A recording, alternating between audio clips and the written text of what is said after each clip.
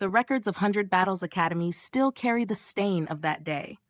The day Ling Han severed You Yuan's wing before the eyes of every race and turned the pride of the angel quarters into smoke rising from a barbecue fire. While the defeated genius buried his hatred and swore to step into the 11th Secret, Ling Han quietly devoured the essence of a Monarch Star, broke through again within the endless currents of time itself, and accepted a place in the coming Thousand Academy tournament. Now, the road to Four Splendor Academy stretches across decades of travel and countless transfer formations, where even space can tear apart the flesh of the careless. Beside Ling Han walks the mysterious Wally, unraveling terrifying truths about the power hidden within heaven and earth itself. But before the tournament begins, fate drags the prodigies into a city overflowing with experts, greed, and killing intent. An auction is about to unveil the blood of a 14th Lotus ancestral king.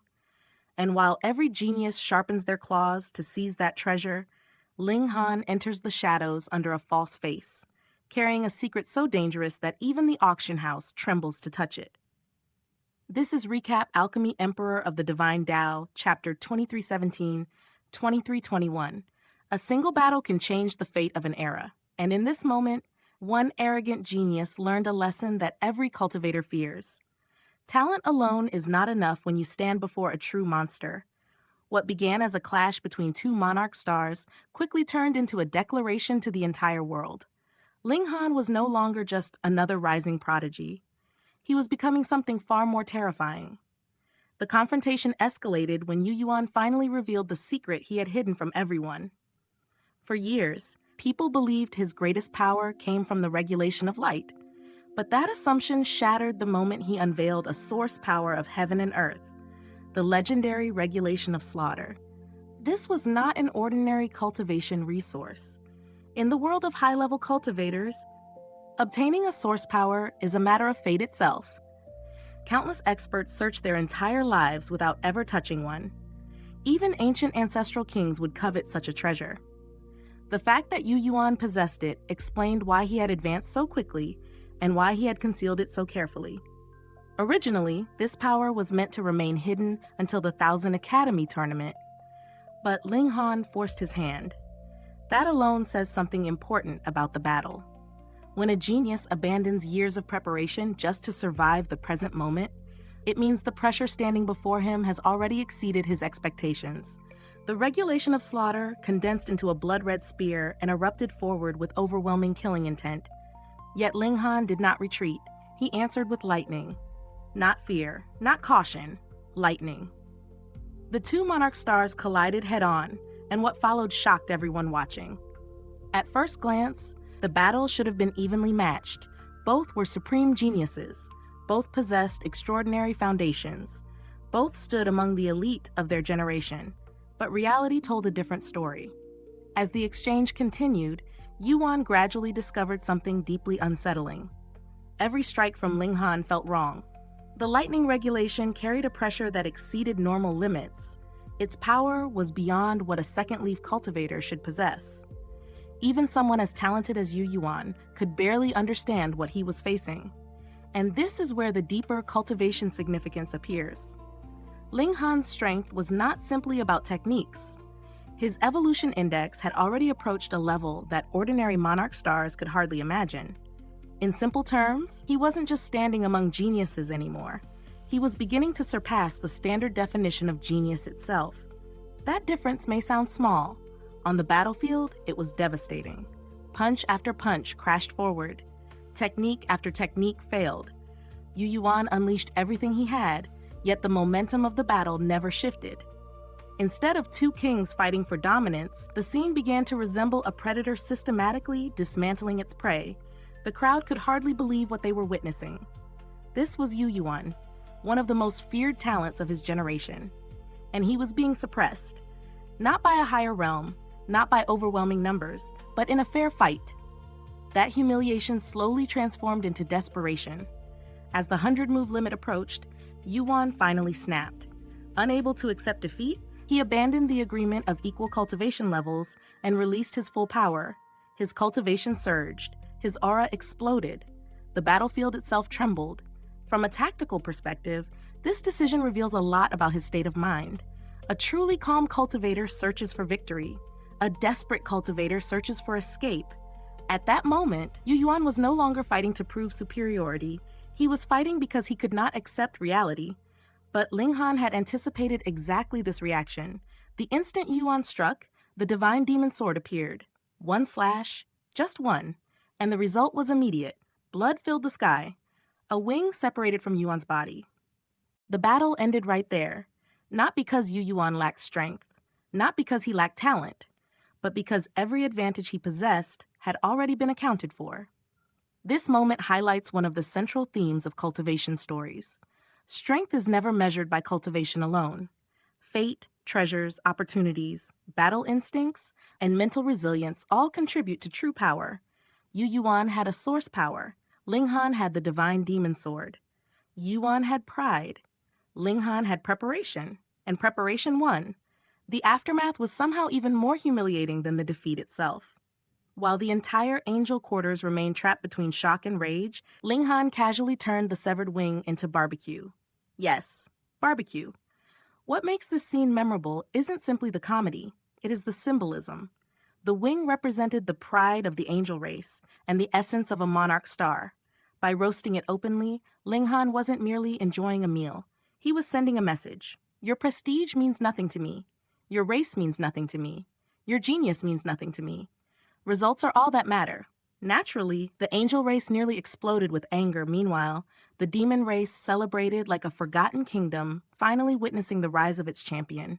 For years, they had endured humiliation from stronger factions. Now they had someone capable of crushing even a figure like You Yuan. As for You Yuan himself, he left carrying more than physical injuries. He carried helplessness, the kind of helplessness that strikes a genius when he encounters someone standing beyond his understanding. His thoughts turned toward only two possible paths forward: find a weapon capable of matching the divine demon sword, or break through to an even greater realm and overwhelm Ling Han through absolute cultivation superiority. Both choices reveal an important truth. For the first time, defeating Ling Han had become You Yuan's obsession, and obsessions often create either legends or tragedies. After the feast ended, Ling Han returned to the demon quarters and began absorbing the immense essence contained within the Monarch Star's wing. This wasn't ordinary meat. It was a treasure comparable to a supreme heavenly herb. For 7 days, he refined its power. 7 days of transformation. 7 days of accumulation. And when the process finally ended, Ling Han stood at the threshold of another breakthrough. The qualification to enter the third secret was now within reach. So while this chapter appears to end with a victory feast, the deeper story is far more significant. You Yuan lost confidence. The angel race lost face. The demon race gained hope, and Ling Han gained the resources needed for his next leap forward. The battle may be over, but in the world of cultivation, the most dangerous consequences often begin after the winner walks away. And now the question becomes, as Ling Han prepares to step into the third secret, who will be powerful enough to stop a monster that is already defeating Monarch Stars before reaching his true peak? A single breakthrough can change a warrior's fate. But what happens when a cultivator steps beyond the flow of time itself, emerges stronger than before, and then starts looking at his enemies not as rivals, but as food? That is exactly where Ling Han's story takes a fascinating turn. After absorbing the astonishing essence contained within You Yuan's severed wing, Ling Han's cultivation surged forward with frightening speed. What had already been a stable foundation at the late stage of the second secret suddenly leaped to the very peak of that realm. Yet for Ling Han, that was only the beginning. Rather than rushing forward recklessly, he consumed a 1,000-year dream pill and entered one of the most mysterious locations in existence, the time stream. Now, this is where things become especially interesting from a cultivation perspective. The time stream is not simply a place where time moves faster. It exists at the edge of temporal law itself, a realm where the normal meaning of past, present, and future becomes blurred. Even powerful heavenly venerates cannot casually interfere with its fundamental rules. Memories gained there are normally erased because heaven itself refuses to allow mortals to rewrite causality. Yet Ling Han uses this impossible environment for what he does best: comprehension. Instead of chasing power through battle, he pursues understanding. And in cultivation stories, true understanding is often more dangerous than any weapon. Within that strange domain, Ling Han immersed himself in the Tao. To an outside observer, almost no time seemed to pass, but from his perspective, it may as well have been countless ages of enlightenment. The result was inevitable. He shattered the barrier to the third secret. More importantly, he did not stop there. The residual essence from You Yuan's wing continued nourishing him, while his Tao comprehension deepened.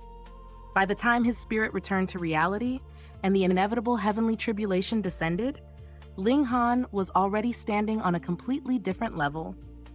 The lightning tribulation arrived with all the arrogance of heaven's judgment. And Ling Han crushed it. After surviving the ordeal, his cultivation stabilized at the middle stage of the third secret. Think about that for a moment. Most cultivators spend years, decades, or even centuries fighting for every small advancement. Ling Han crossed an entire major boundary and continued advancing afterward. That kind of growth is exactly why characters like him become feared legends rather than ordinary geniuses. But perhaps the funniest part of the chapter comes immediately afterward. No sooner had Ling Han returned than the Academy informed him that he had once again been selected for the Thousand Academy tournament. The same Academy that had previously removed him. The same Academy that now suddenly wanted him back. And honestly, their reasoning makes perfect sense. After witnessing Ling Han defeat You Yuan under equal conditions, the Academy leadership realized they were looking at a long-term investment.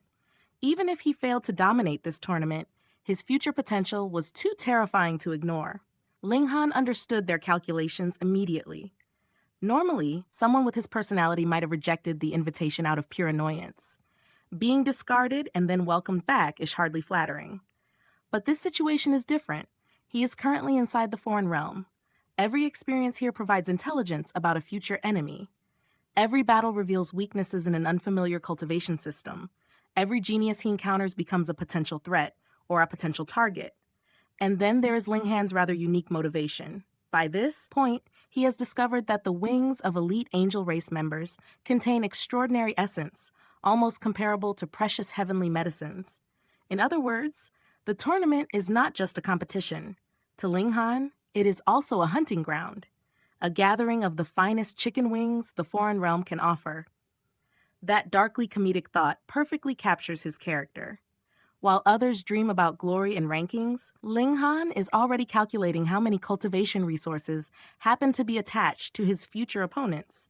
Of course, if the Academy elders ever learned this was part of his motivation, they would probably cough up blood from anger.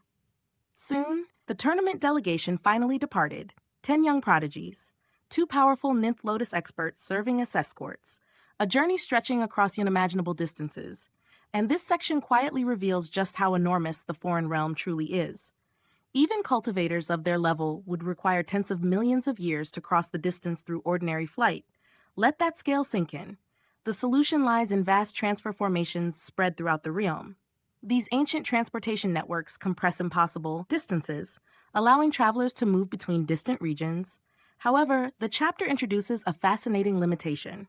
Transfer formations cannot be used continuously.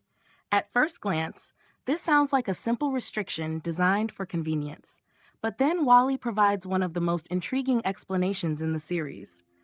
According to his higher dimensional understanding, repeated spatial transfers destabilize the fundamental particles that compose the body.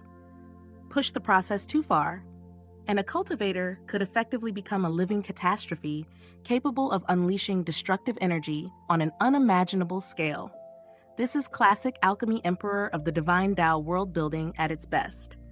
The story takes cultivation concepts and blends them with pseudo-scientific explanations, creating a unique perspective on power. Wally's explanation suggests that every living being already contains vast amounts of energy. The challenge is not creating power, but learning how to access and control it. And when Ling Han realizes that heavenly venerates may essentially be individuals capable of utilizing a portion of this hidden cosmic energy, the difference between ordinary experts and true supreme beings suddenly becomes much clearer. This conversation is more than exposition. It foreshadows future heights. Every time Ling Han learns from Wally, he gains fragments of knowledge from a perspective far beyond his current realm. Knowledge itself becomes a cultivation resource. Over the next decade, the group repeatedly alternates between traveling and resting, crossing cities, worlds, and enormous stretches of territory. Nobody wastes time. Even while walking, these prodigies continue cultivating. That detail highlights another important theme of high-level cultivation stories. Advancement is no longer something done only in meditation chambers. Cultivation becomes a constant state of existence. 10 years pass. Half the journey is complete. Everything appears to be progressing smoothly. And then comes the final twist. After emerging from another transfer formation and preparing for what should have been a routine stop, the group notices something strange.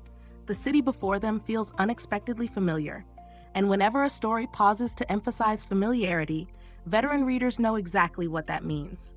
Trouble is waiting. The question is simple. What connection does this city have to Ling Han's past, and what unforeseen conflict is about to interrupt the road to the 1000 Academy tournament? The journey continues, but destiny rarely allows a rising dragon to travel in peace.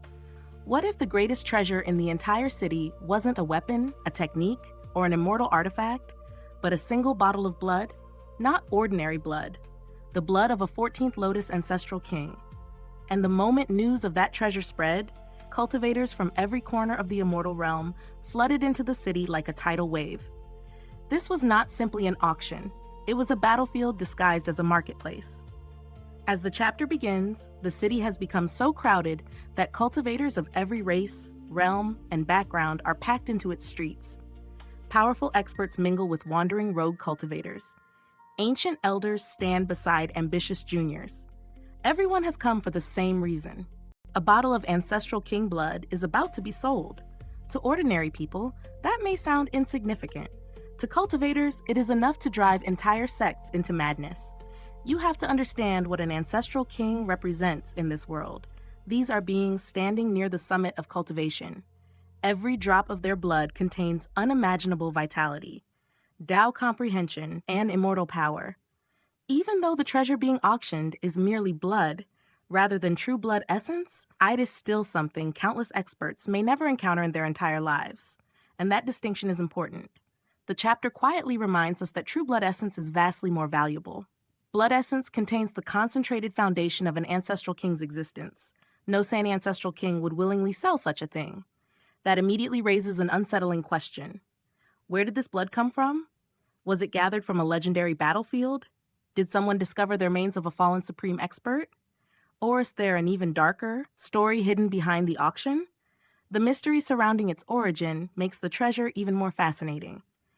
Naturally, the entire group becomes interested. But what makes this chapter particularly interesting is how differently each character views the opportunity. For You Yuan, this blood represents a shortcut toward the 11th Secret. His cultivation talent is already monstrous.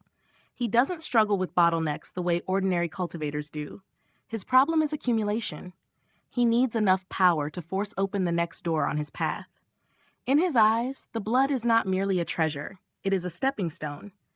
And perhaps more importantly, it is a weapon against Ling Han. The chapter subtly reveals that You Yuan still carries deep resentment. He has not forgotten his previous humiliation. In his mind, once he reaches the next level, he intends to crush Ling Han publicly and eliminate him permanently. That obsession tells us a lot about his character. Talented geniuses often accept victory as their right. When someone challenges that belief, the wound becomes difficult to heal. Wu Ya, Xunfeng, and the others are no different. Each person sees a different future hidden inside the bottle. Some hope to improve their cultivation, some dream of reaching higher realms, some even dare to imagine becoming ancestral kings themselves. The probability may be tiny, but cultivation has always been built on chasing impossible dreams. And that dream is exactly what drives auction prices into the heavens. When the group finally arrives at the auction venue, the scene perfectly illustrates the madness. The organizers have already expanded the facility. Multiple entrances have been opened. Yet enormous lines still stretch across the area. Everyone wants a chance. Everyone believes they might be the one destined to obtain the treasure. This is one of the recurring themes of cultivation novels. Resources are limited, ambition is limitless. The collision between those two truths creates sinless conflict. Yet while everyone else is calculating their wealth and worrying about competitors, Ling Han remains surprisingly calm, and for a very good reason. Unlike the others, Ling Han possesses knowledge they don't. After previous battles, he has already obtained numerous ancestral king corpses and treasures. In fact, he possesses far more ancestral king blood than most people could ever imagine. Ironically, the treasure that has thrown the entire city into chaos is not what interests him most. Instead, Ling Han focuses on a much deeper problem. How was the blood refined? This is where the cultivation logic becomes especially important. Raw ancestral king blood is not a blessing, it is a death sentence. The power inside is too violent. The martial intent is too overwhelming. A weaker cultivator who drinks it directly would likely explode or be destroyed by the residual will contained within the blood. That means someone has developed a method to remove those dangers. And in Ling Han's eyes, that refining technique is worth far more than a single bottle of blood. Think about the implications. If he masters the process, all the resources already in his possession could become usable treasures. The value is almost impossible to calculate. This is exactly why Ling Han separates from the group. While everyone else is chasing the treasure being sold, he begins pursuing the method behind it. It's a classic Ling Han move. He rarely competes for what everyone wants. He searches for the hidden opportunity beneath the obvious one. After disguising himself as a member of the angel race, he quietly enters the auction house and contacts the staff. What follows is one of the chapter's most entertaining moments. An elder arrives to inspect the item Ling Han wishes to auction. At first, the elder treats the situation routinely. After all, countless people claim to possess rare treasures. Most are exaggerating. Then Ling Han presents a jade bottle and gives a simple warning, "Be careful." The elder ignores it and immediately regrets it. The instant the bottle is opened, a terrifying killing aura erupts outward. Even an experienced expert loses control for a moment. His hand trembles. The bottle nearly crashes to the ground. Fortunately, Ling Han reacts quickly and catches it before disaster strikes. This scene accomplishes several things at once. First, it demonstrates the terrifying power contained within the blood. Second, it reminds readers how dangerous ancestral king remnants truly are. And third, it provides a subtle display of Ling Han's composure. While the elder is shaken, Ling Han remains completely calm. The difference in mentality is impossible to ignore.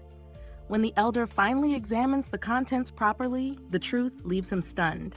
Another bottle of ancestral king blood, at precisely the same time the auction house is preparing to sell one already. The coincidence is so absurd that even he doesn't know how to react. But then comes the critical discovery. Ling Han's blood has not been refined, and that changes everything. Its value remains enormous, yet its dangers remain equally enormous. The chapter ends on this intriguing note, opening several fascinating possibilities. Will the auction house possess the refinement method Ling Han seeks? Will his unexpected appearance disrupt the auction's balance? And perhaps most importantly, what happens when a city already driven mad by one bottle of ancestral king blood suddenly learns that a second one exists? Because in cultivation stories, treasures create greed.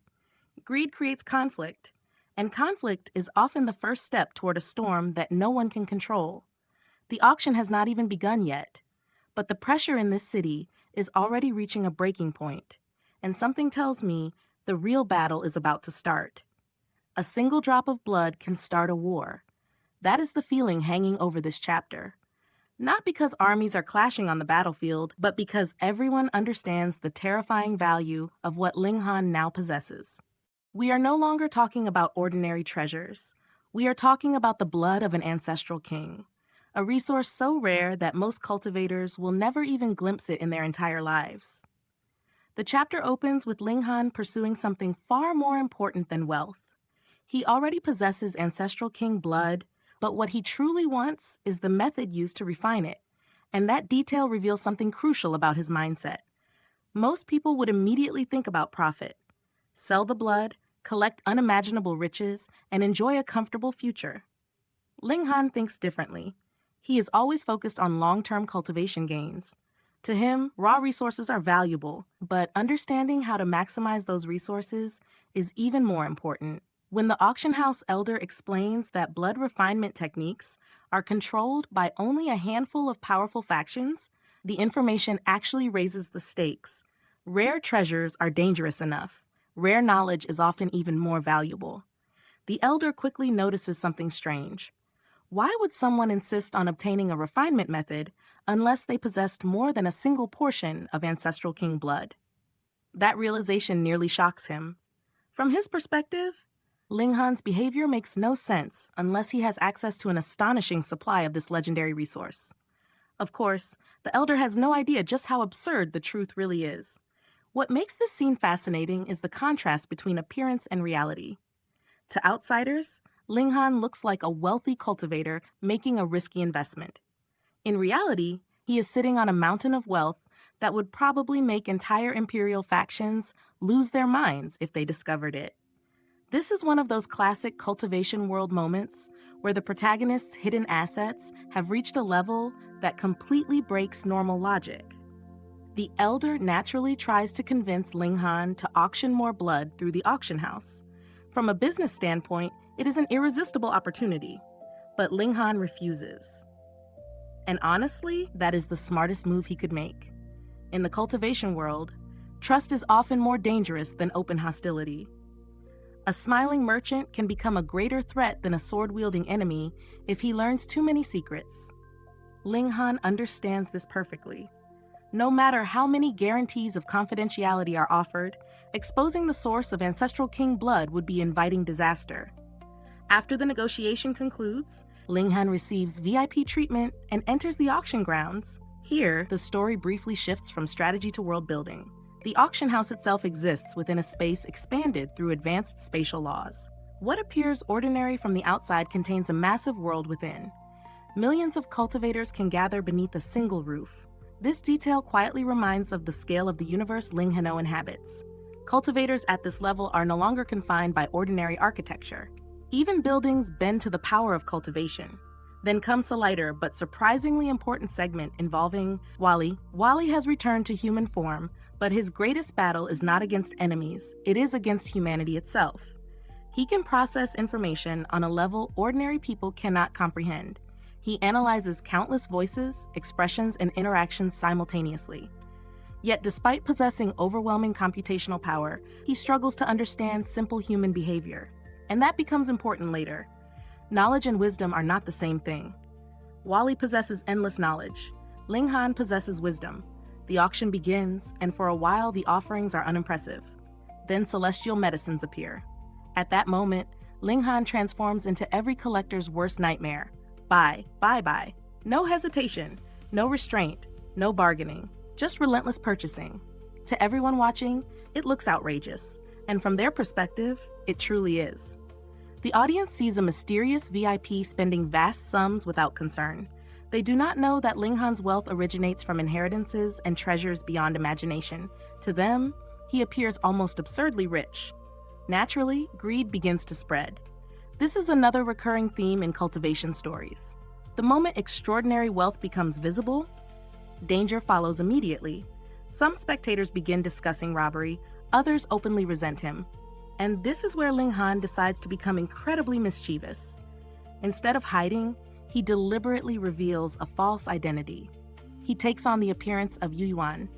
Then he loudly announces a name and affiliation designed to redirect every greedy gaze toward someone else. It is a wonderfully shameless move. And honestly, it tells us a lot about Ling Han's character. Many protagonists solve problems through overwhelming force. Ling Han often solves problems through intelligence, manipulation, and humor. He understands human nature. If enemies are searching for a target, give them the wrong target. If greed is looking for a victim, point it elsewhere. The unfortunate You Yuan suddenly finds himself at the center of trouble he never created. His confusion is completely justified.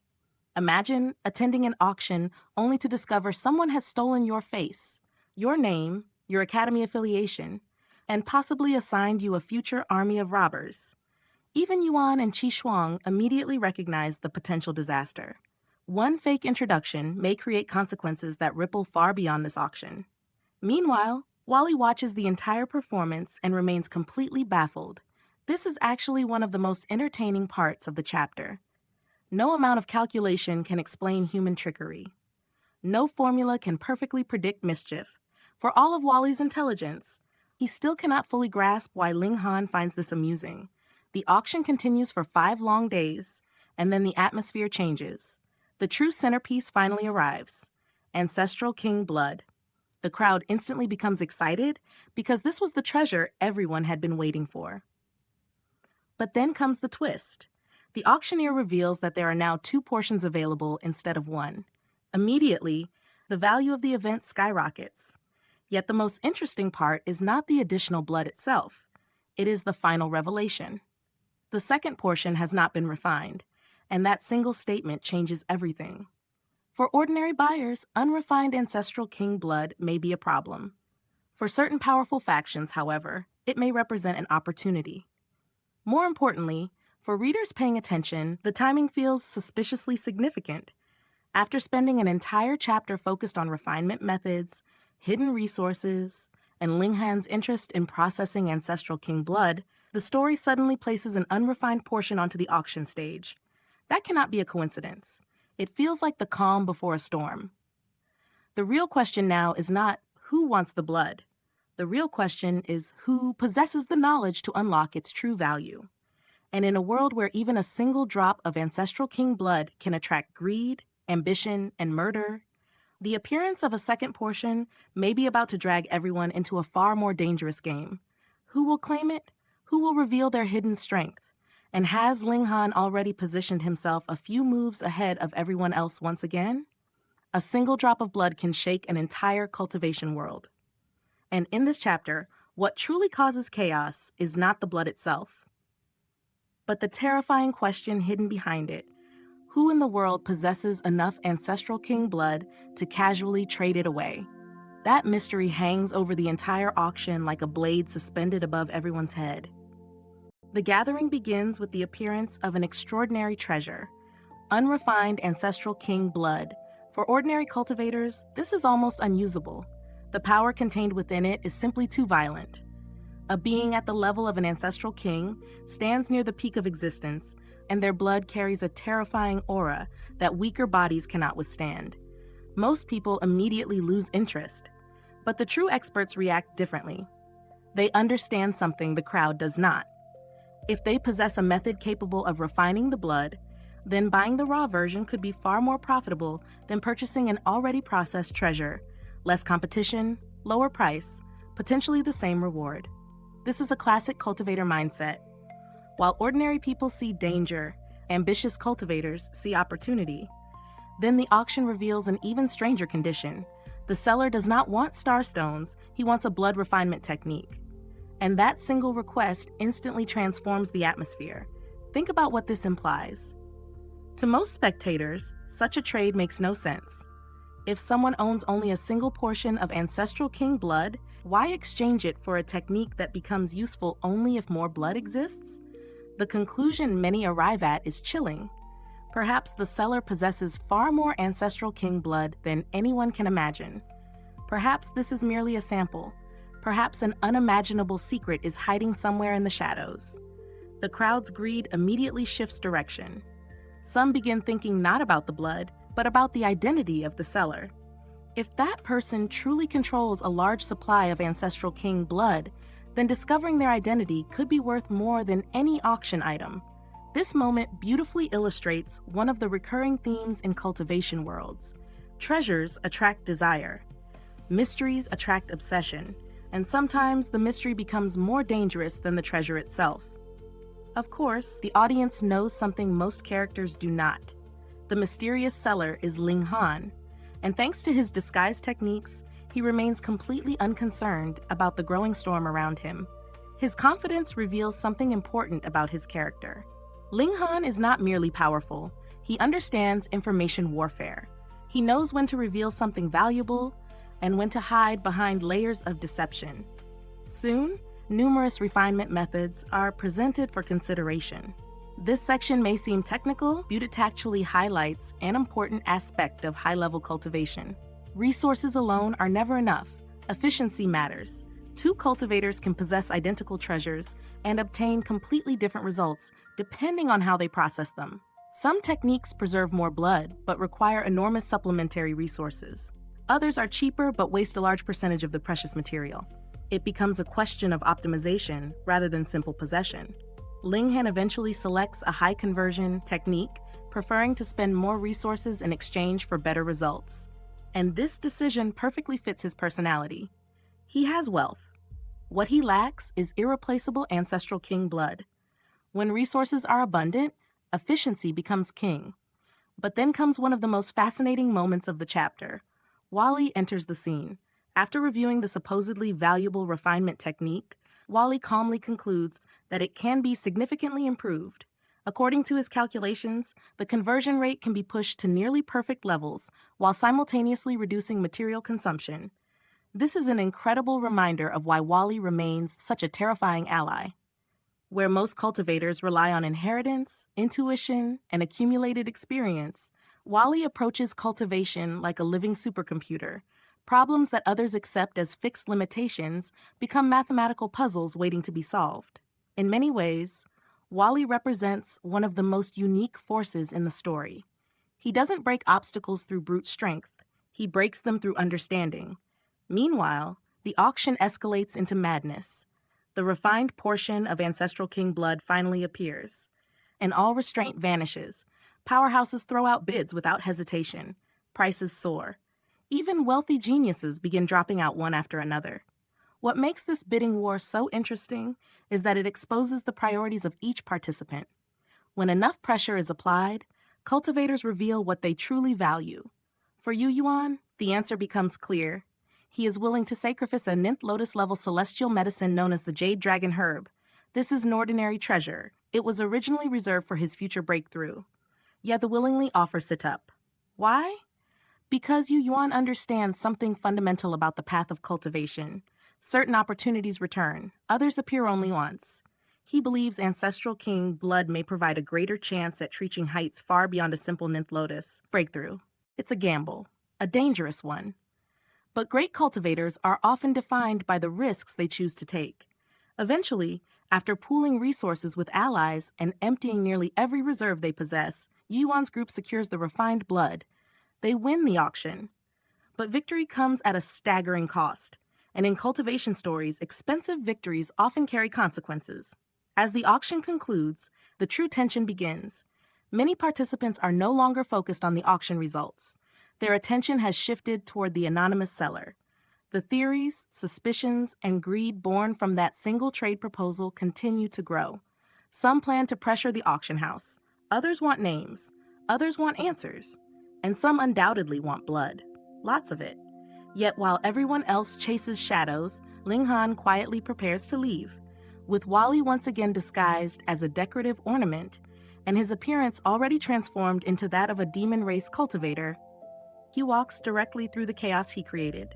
No panic, no hesitation, no fear, just a calm departure while countless powerful figures search for Aghost. And that may be the most dangerous thing about Ling Han. He doesn't merely collect treasures, he manipulates the board itself. The chapter ends with a growing sense that the auction was never their battle. It was only the spark. The true conflict may come when those greedy eyes begin hunting for a seller who no longer exists. The question now is simple.